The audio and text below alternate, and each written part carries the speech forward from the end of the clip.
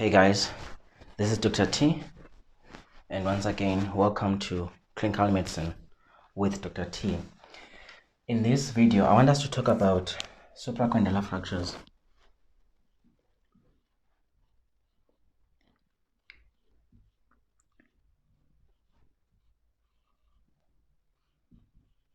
Supracondylar fractures.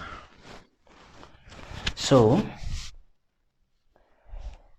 as the name implies, these are fractures that are found above the condyles.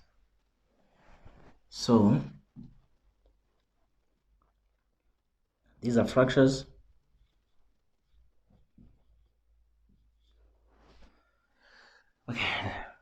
These are fractures that are found above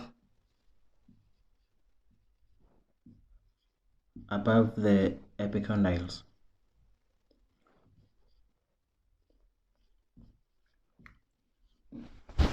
Most of the times, when we talk about supracondylar fractures, we are referring to the upper limb,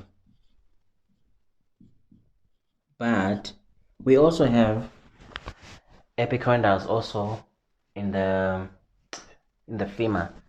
So here we are most of the times referring to the humerus, right?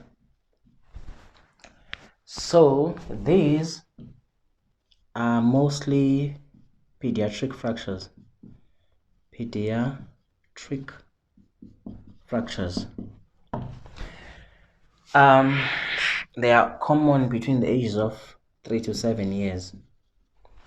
This is the most, according to my observation, this is the most common upper limb fracture in children. The most common. A kid with a swollen elbow is a supracondylar fracture until proven otherwise.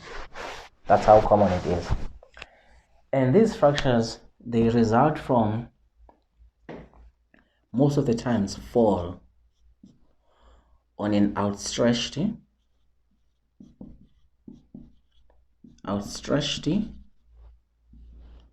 arm. Direct trauma can cause the fracture, but the most common is a fall on an outstretched arm. As we all know, the kids, they love to play, they love to go on heights and all of that, climbing trees and all of that, and then as they play, they fall. So if we look at the anatomy, so this would be our humerus, and right there at the bottom we have our condyles, right?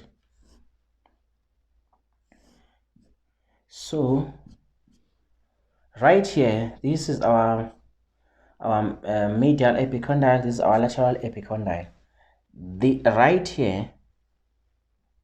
right here, just above the two epicondyle, this is what we're talking about.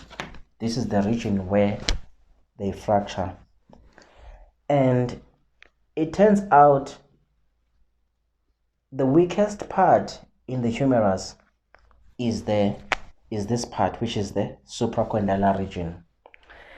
And when I just think about it, why is it the weakest? It's because as you move down here, this is a compact bone.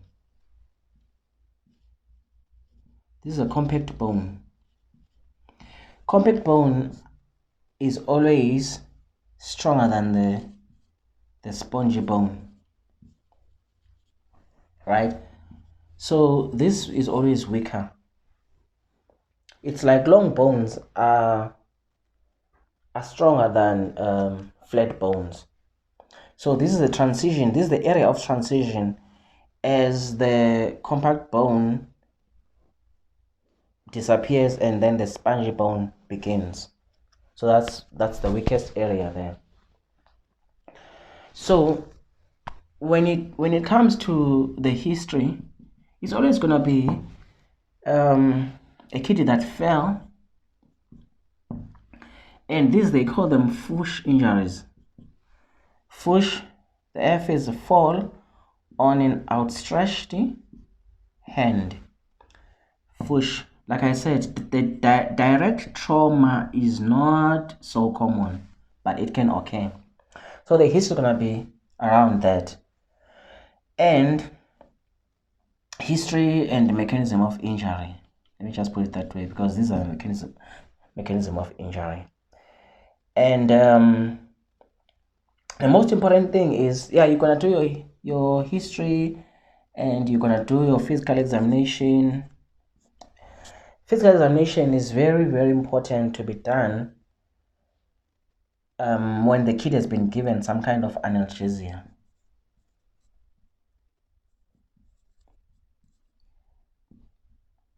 Even sedation, if you can, because you cannot do a complete neurovascular examination. That kid will not allow you to touch their swollen limb. When it comes to examination, one thing that has saved me a couple of times is, I think about 2 times, when a kid is refusing to use the limb, take that very serious. Whether there's a history of trauma or not, whether the mom or the relative is sure or can confirm, or can whether the relative is aware or unaware if there was any history of trauma. If this is very, very important, if they are refusing, very important, if they are refusing to use the limb, then there's something happening. There might not have been a history of trauma, but the fact that they are refusing to use the limb, it could be that they've got osteomyelitis, or they've got an old fracture that has been there, or they have a new fracture but no one actually saw what happened, whether they fell or not. So refusing to use the limb or refusing to bear weight, it's a very important sign to bear weight. The thing is, with the kiddies, they cannot malinger, they cannot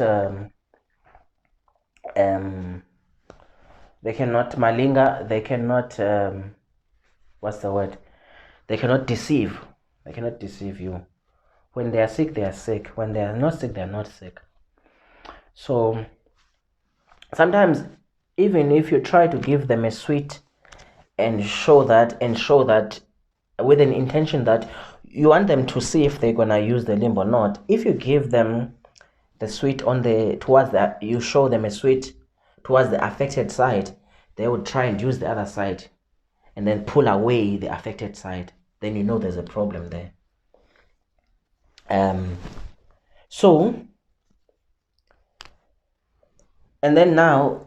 So this thing you can just do it by inspection. You don't need to even touch the kid there.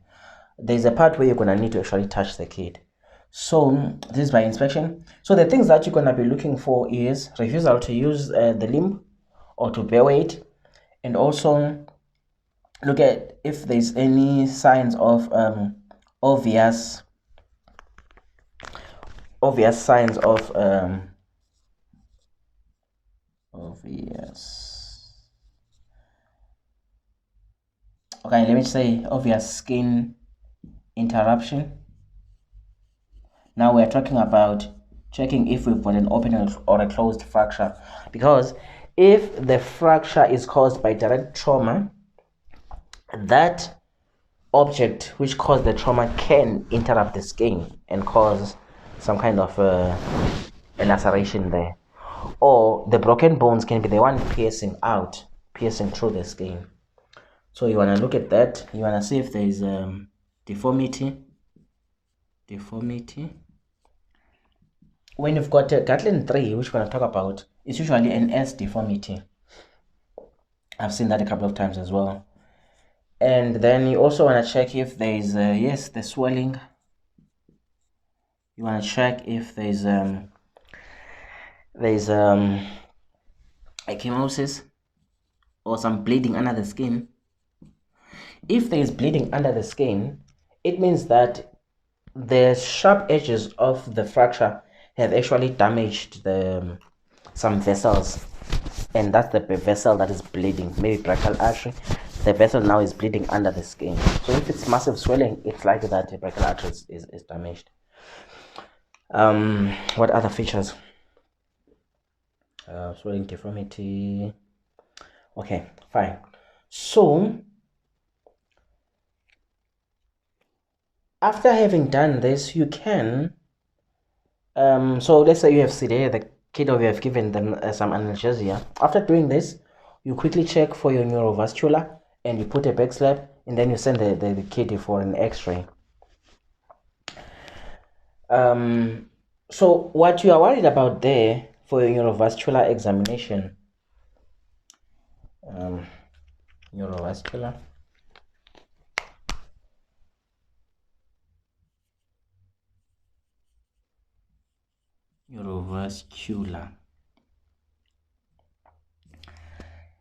so you're worried about vessels and nerves. The vessels that you're worried about there is your brachial artery. Brachial artery. You are worried about your radial. You are worried about the ones that you need to examine.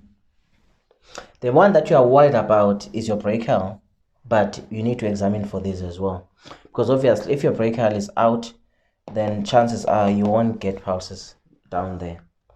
So which means we must examine for these, the pulses, all of these, and you can't do this when the child is awake and is in pain. They won't, not unless it's a child that you can actually negotiate with. So you can try and negotiate with the child.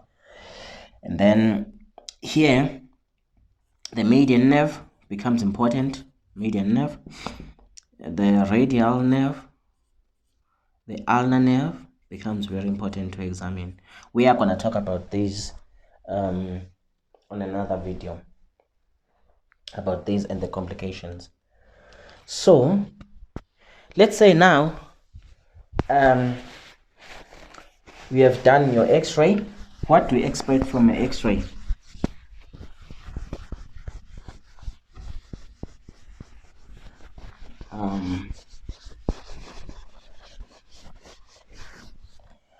So there's a classification for supracondylar fractures. It's called the Gatland. The Gatland classification. I always say that when there's a classification, try and know it. There are people who don't agree that classifications are important, but I think they are important, because when there's a classification for anything, especially in fractures, it means there's a specific management. It means there are specific complications. It means there are specific things that you need to check for. Once they say Gatland this, then they know. For instance, and also when you're trying to refer to an orthopody, it's easier to say, Doc, I've got a Gatland 3. He or she knows what a Gatland 3 is. You won't now try to explain and say, there's a supracondylar fracture, and the fragment is displaced anteriorly. The proximal fragment is displaced anteriorly, and the distal fragment is displaced posteriorly. You could have just said Gatland 3, because what we are trying to describe is a Gatland 3. And Gatland 3 needs operation. So Gatland there's Gatland 1, Gatland 2, and then there's Gatland 3. Gatland 1, this is our humerus. So you have a fracture there, and then you've got your ulna and radius then. So this is the supracondylar fracture. These are our condyles. So remember the rule of 2, guys. 2 x-rays, 2 views. In children, it becomes also important to do the other limb as well, because there are growth plates that look so crazy that you can diagnose them as a fracture. because the growth plates, it needs experience to differentiate a true fracture from a growth plate, because there are those growth plates which look so weird that you can just say they are fractures. So whenever you're in doubt, just send the patient back for an x-ray of the contralateral side. Okay, so this is a Gatland 3. When you look at this fracture, there is no, first of all, there is no displacement here. There is no displacement. Number 2, this fracture is sort of like both the cortex are intact. What do I mean by that? The posterior and the anterior cortex, they are both intact, right? So there isn't like a shifting or anything like that there. As much as there could be a fracture, but they are still aligned. They are still aligned perfectly fine, perfectly well. So that's a Gatland 1. With a Gatland, let's talk about a Gatland 3. With a Gatland 3, you have a fracture like this. The difference is that now the proximal end or the proximal fragment is displaced anteriorly, such that it has left this part of the, so now you've got something like this. So this proximal fragment is displaced anteriorly, and this one is displaced posteriorly. The distal end is displaced posteriorly. So there's complete displacement here. Number 1, there's complete displacement. There is complete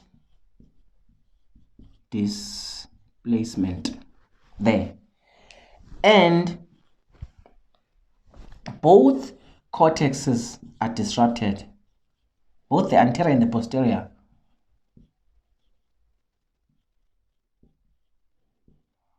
Both cortex are disrupted, right? And this is a very high risk fracture. It's a high risk for neurovascular damage, high risk for compartment syndrome as well. And this fracture is the one that you cannot diagnose it and sit with it. You need to reduce this fracture. Otherwise, I mean, all fractures should be reduced. As much as some of them, I've reduced a Gatland 3 about 2 times. And the principle of reducing is not really to get perfect alignment. We're going to talk about management though later on, but you need to reduce that one. And then Gatland 2, you have a fracture like this.